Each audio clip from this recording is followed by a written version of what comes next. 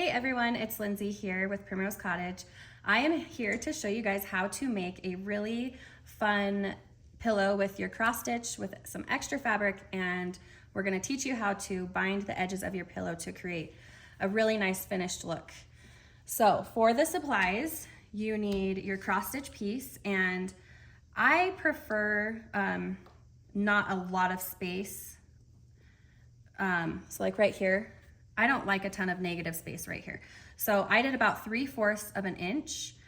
This one, I did about 1/2 inch because you have to account for your seam allowance. So do not do less than 1/2 of an inch. I did 3/4 of an inch. An inch would be perfect as well. So these are going to be our binding strips.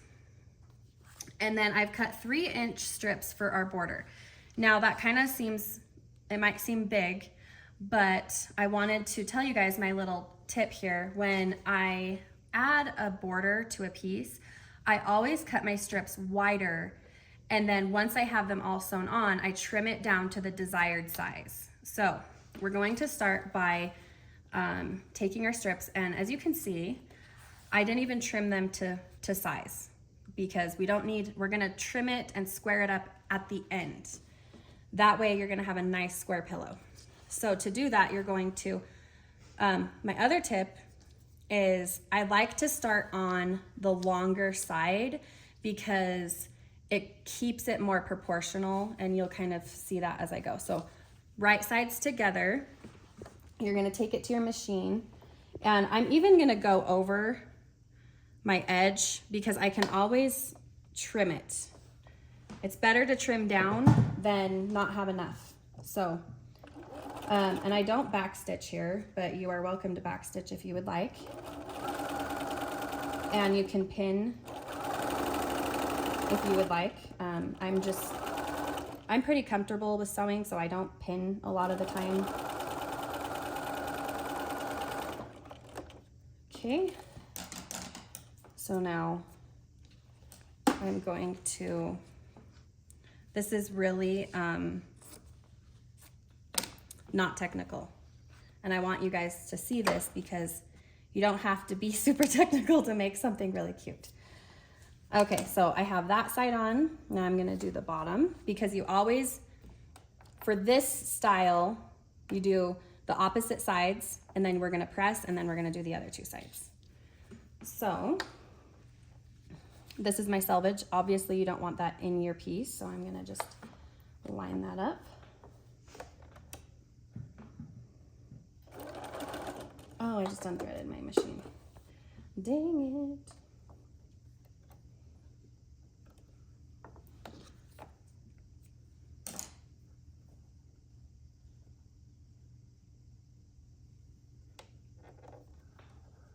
I usually have a leader or ender on here, but I don't. So that would be helpful. Okay. Okay, so just gonna line it up. 1/4 inch, I'm using a 1/4 inch foot. When I taught my sister how to do this, I actually drew lines on the fabric for her, so you can really get a straight line if you're not super comfortable sewing.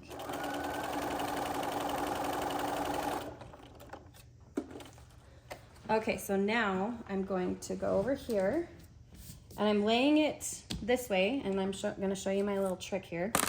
Grab your ruler, and we're gonna trim off the excess over here.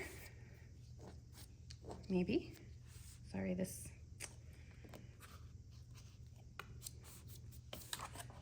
Okay, tuck that under, and then I'm gonna take this over and press it, and then I will be back and we'll sew the other two sides on. Okay, so I have pressed my top and bottom, and now we're going to do the sides.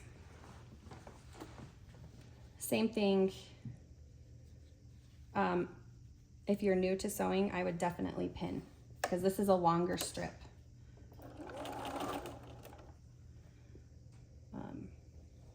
But if you're, a seasoned sewer or quilter, this will probably be something you don't need to pin.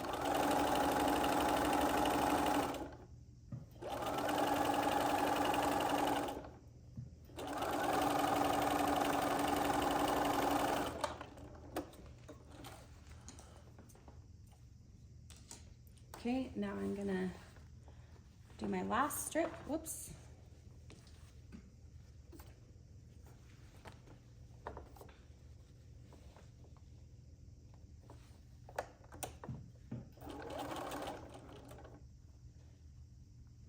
Also, a tip for any newbies, don't stretch this. Just have it lay flat. You want it, the more you try and pull and stretch, you're gonna get puckers and tucks, and then it's not gonna lay flat in the end for you.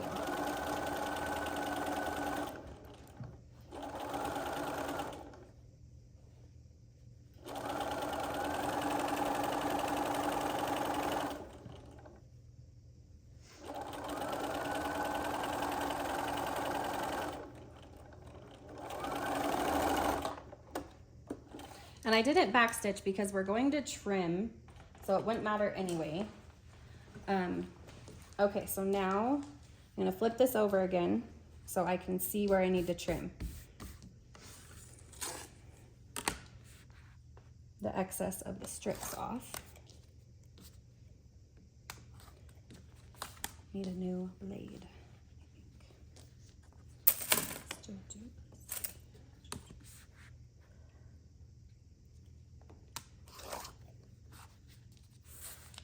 Okay, so I'm gonna go take this and press it. And you see how massive that is? We're gonna definitely trim that down.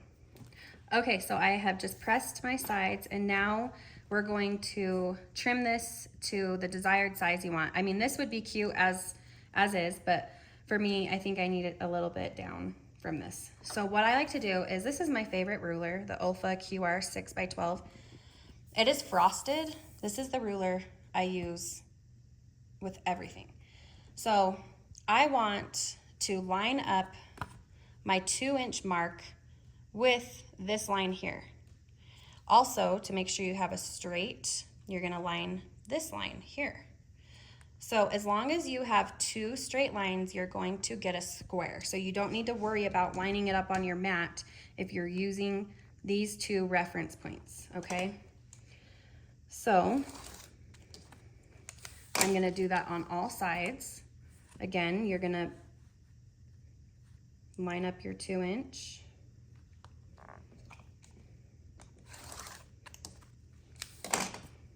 And do you guys see how like nice and square that becomes? It's worth it to oversize your strips to trim them down. I do it almost on everything I create.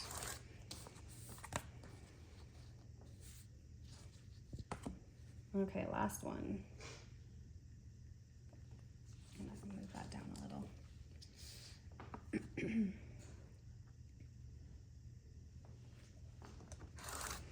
Okay, so now we need to stabilize this. And so to stabilize it, we use interfacing. It is called SF101. It's a Pellon. This is what it looks like.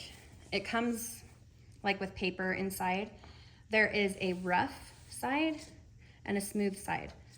The rough side is your sticky side that will fuse to your piece. You always put rough side to wrong side, okay? So what I'm gonna do is just, and you want to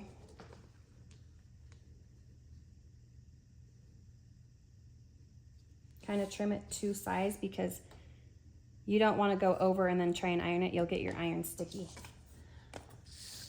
So actually, if you wanted to, I would actually do your interfacing and then trim it. Would actually make more sense. So if you want to do that, you can. But I'm just going to be careful here. Doesn't have to be perfect. We're going to sew everything into the seam allowance anyway. Okay, so I'm going to take this. Well, first, pick out your backing, and you're going to do the same thing. You're going to cut a piece that is bigger than your front. And what I do, I'm a hot mess, you guys.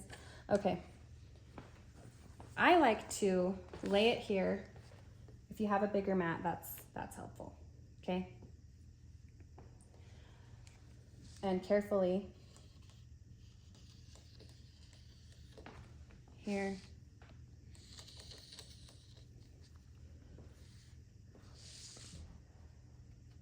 Doesn't have to be perfect. And I'm going to interface this. I'm actually gonna interface it without trimming it first, like I just said. So I'm gonna put my interfacing on both pieces and I will be back to show you the next step. Okay, so I have my interfacing on both of these.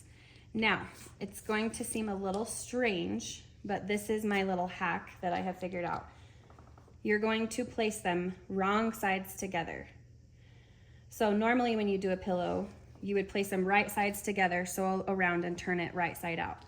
Well, since we're doing the binding, we don't have to do that step.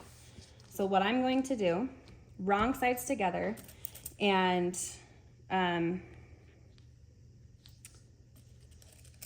you can pin it. The bigger the pieces, I would definitely recommend pinning because you don't want to move it. And all we're gonna do is do a basting stitch to tack the back and the front together. If you have a really small piece, you probably don't need to pin, but since this one is a little bit bigger, I'm gonna take a little extra time and pin it. Okay, so, sorry.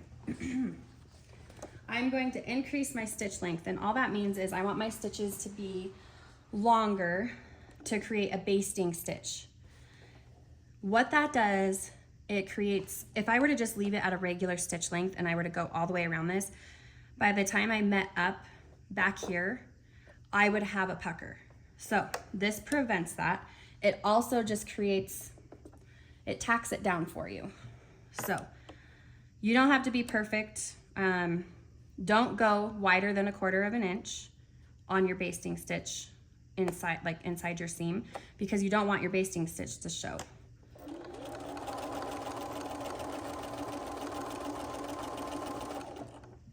So all I'm doing, so you can kind of see how that stitch is a little bit longer in stitch length.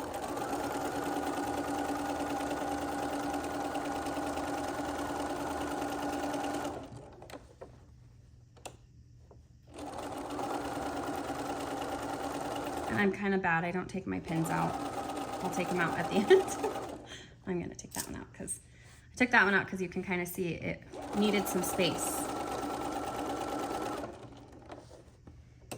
And I went way clear over there. It's okay. It's okay because this is not gonna show this basting stitch.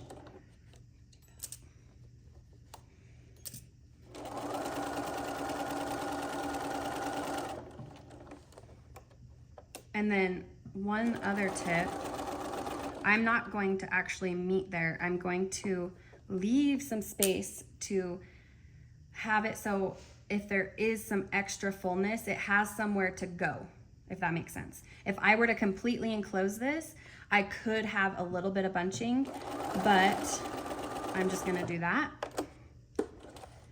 because really all that is acting as is like to secure it to the back. Okay, so now we're going to trim the excess. So I'm gonna use my top as the line.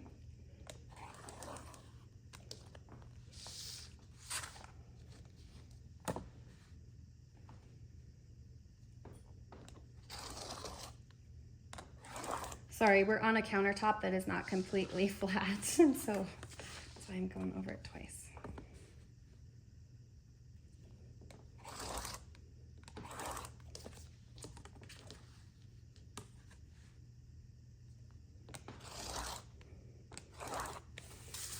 Okay, so look how nice that is. Now we are ready to do our binding. Binding can be a little intimidating, but if you take your time, you're not gonna have a problem. The easiest way that I have found to join my binding, I set my first piece and I set it so this is going on off the sewing machine this way. Now I'm gonna set my second piece and I'm gonna do it perpendicular, a square. You can pin You can also mark a line from corner to corner, and you're gonna sew on that line. I have a line on my sewing machine that I just follow. If you do not, please draw a line from your corner to corner. So we're joining it as a T, so it will be on the diagonal, so it reduces bulk. Oh, hang on. I have my basting stitch on still. You don't want it to be basting.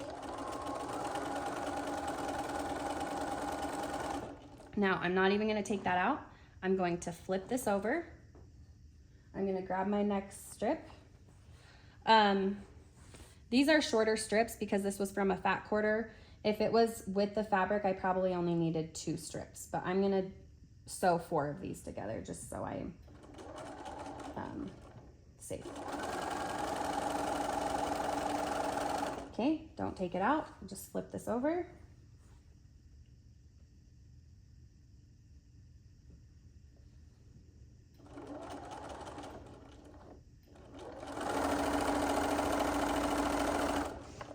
Okay, now I'm gonna take those out, and you can see I'm all attached here.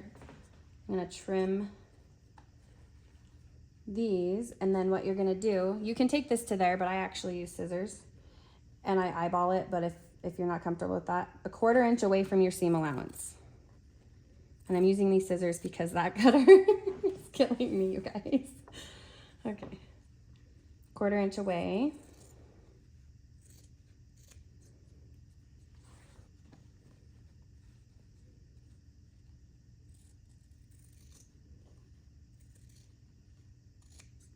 Now, if you guys look, you can see how that is joined on the diagonal. And we have 1 long strip. So what I'm gonna do is I'm gonna take this over to my iron, and I am going to open the seam, and I'm gonna press it open. Okay? I'm gonna do it with all 3 seams, and then I'm going to fold it over and press it. So wrong sides together, and you're gonna press your whole strip. So I'm gonna go do that, and I will be right back. Okay, so I have my binding. I've ironed it, pressed it. We've got plenty here. When you're doing your pillow, you're going to attach your binding to the back, unless you're gonna hand stitch it on. But I'm not showing you how to hand stitch it. We're gonna show you how to machine stitch it. So you're gonna start with your piece face down. When you're doing your binding, you always have raw sides to raw sides, okay? And you always wanna leave a tail. Now, this piece, you wanna start with a longer side. These are all pretty the same, so I don't think it matters. But you wanna leave a nice long tail.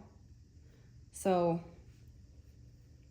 I am actually leaving quite a space, and I'm starting to sew it clear down here, because when we have to join the 2 sides, when we meet up the binding, you want as much space as possible to make it easier for yourself. So I'm gonna put my needle down. You're gonna use your 1/4 inch foot, and you're gonna line up your binding, the raw edge with the raw edge. You're gonna go until you're about a 1/4 inch away from your corner. This is why you wanna keep your needle down, okay? Lift your foot up, rotate so it's on an angle, and then you're just gonna sew right off of the line or your piece. So you can see I have an angle right here. Now you're gonna flip this, rotate it. Now I have my binding strip. I'm going to make my mitered corner by going all the way up, so creating this nice crisp diagonal line, and then put your finger there and bring it back down, and then you're gonna go back up here, and I hold this little tail here so I don't get stuck in the bottom, and you're just gonna start sewing all the way down.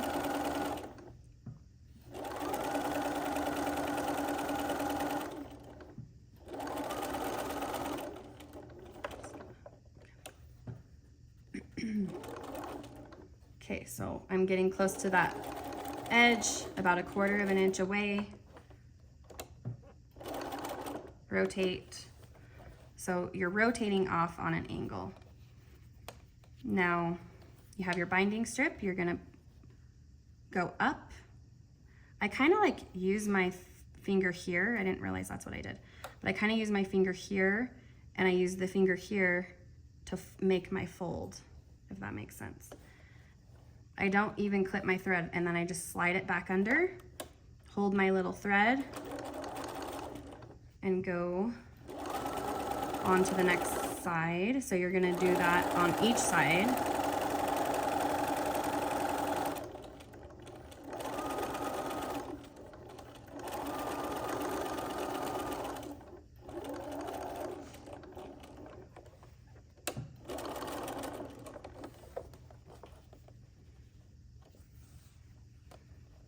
Can help to have your space over here so your binding isn't falling. It'll make it a little bit easier.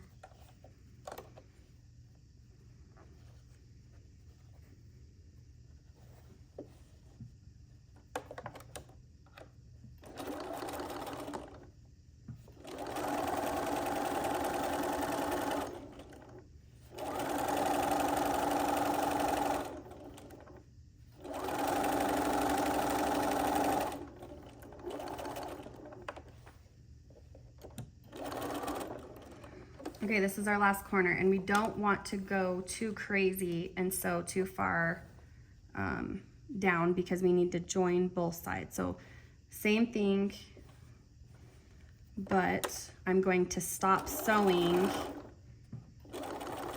like right there, because at that point you've caught all of your fabric where it needs to be. So take it out of your thing, and then, okay, so now you can see we have to join this somehow. Well, we don't want to join it clear up here. We're not going to have enough space. What I like to do is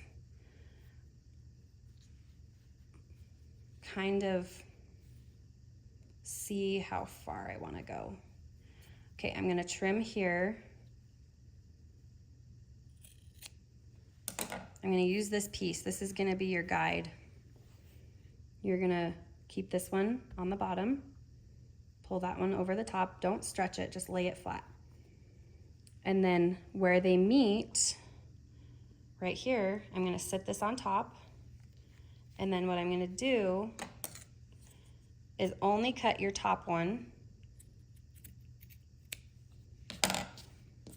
So now you have your pieces. So now we have to join this. So the easiest way to join this is where you know, it might be difficult for your first time. You're gonna open,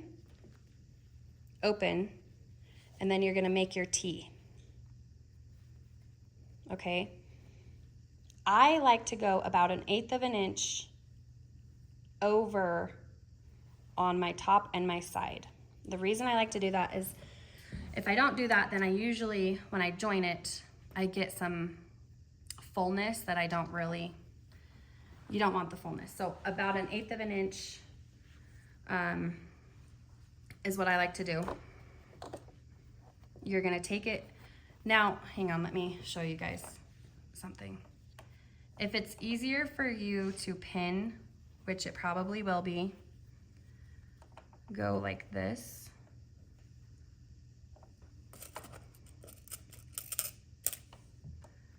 Put a pin in this side. And then at least that gives you, like, it'll kind of tack it down for you while you bring it over here. And it's gonna be a little awkward. And you're gonna straighten it as you start sewing. So I start up here, and I'm gonna put my foot down to give it, to tack it down, and I'm gonna put my needle down where that corner, those corners met. And then I'm going to flatten this out. I'm gonna take this out so it's out of my way. This is my center line. So you can see I have a complete center here. So you're gonna probably mark that if you wanna make sure you're completely centered. But I'm pretty used to doing this, and so I don't feel like I have to. So you're gonna sew your diagonal line, and then you're just gonna go like this, and you're gonna see, okay, do I have fullness? And no, I don't. So now I can trim my little excess off, so 1/4 inch away.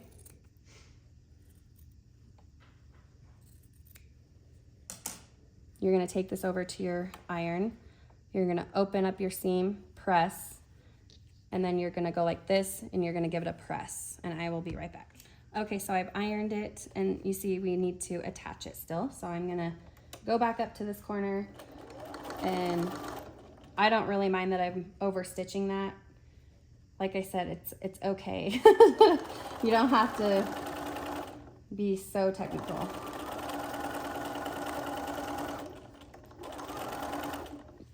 And where I started is clear down here. So make sure you don't catch this little tail in there. And I'm gonna and I am gonna just do a little back stitch there. Okay, so now we have the binding attached. But so now we need to, we're gonna grab it, because now it's nice and attached. We're gonna grab it, fold it over. You can use binding clips if you would like. I do not, because I find it harder to maneuver. You're gonna increase your stitch length. Whenever I am sewing a binding on and the final top stitching, whenever you do a top stitch, increase your stitch length. It is gonna look more professional, it is not gonna bunch, and it is gonna lay flatter, okay?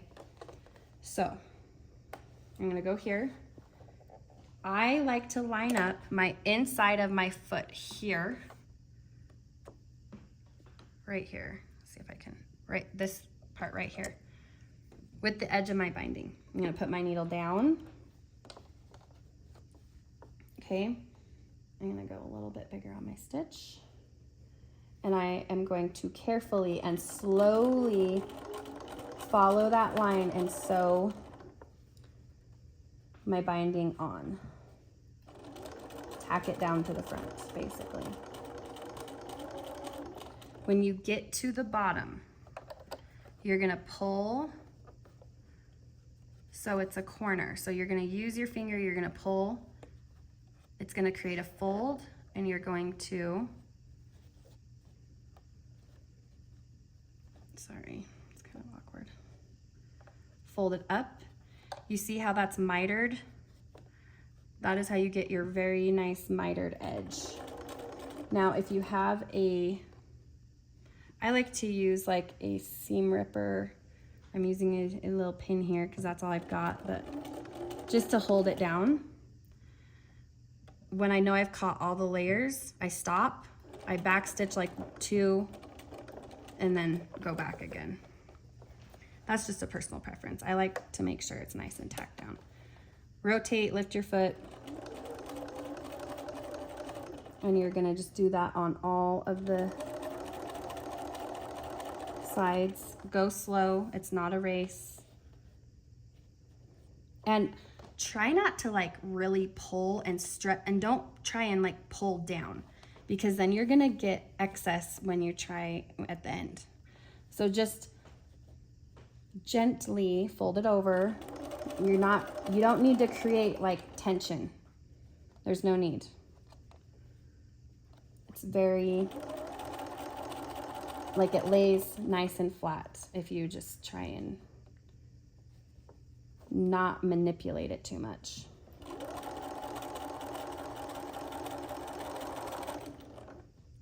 So again, I'm gonna trim this really quick.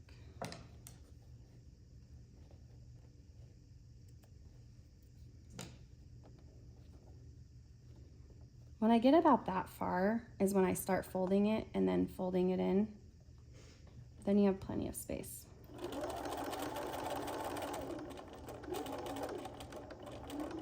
And I kind of got caught on my foot there, but it will lay flat because I'm not going over the whole thing.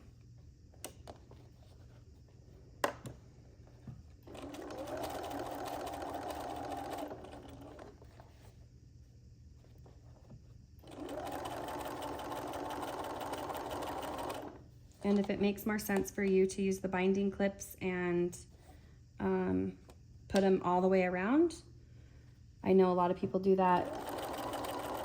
You can do that too.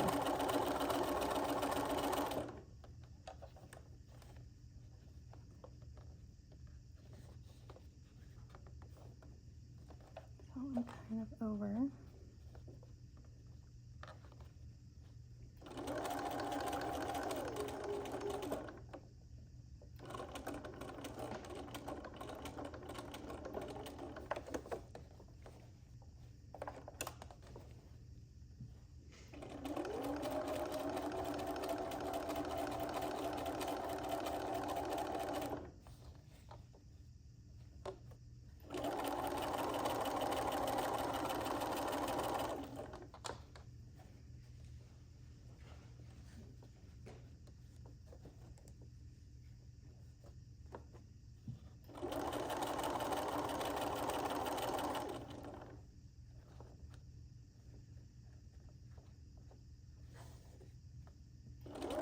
Okay, last corner.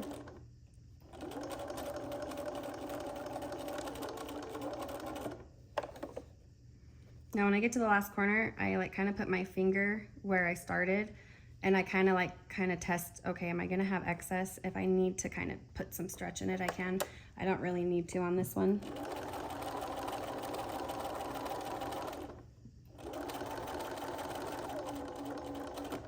So I do a little now, so I just kind of pick up my foot and just manipulate it till it lays flat. Back stitch where you started. Trim off your threads.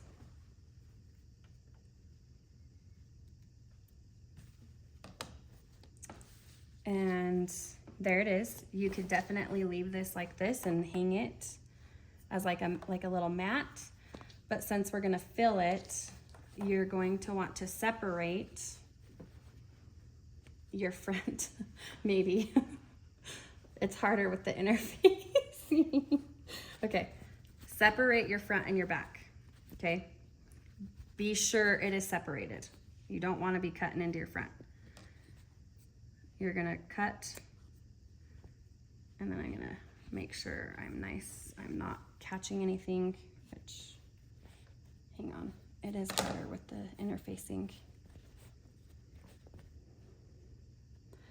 I kind of do like an X when I'm cutting my back.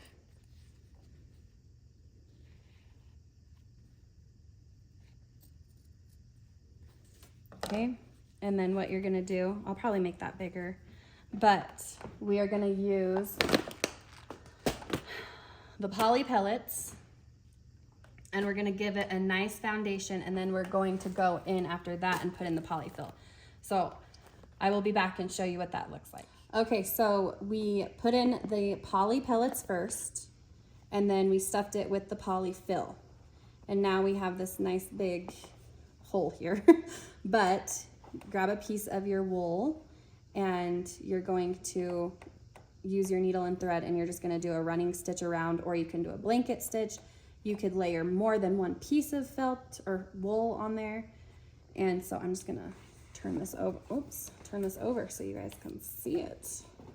And that is how it turned out.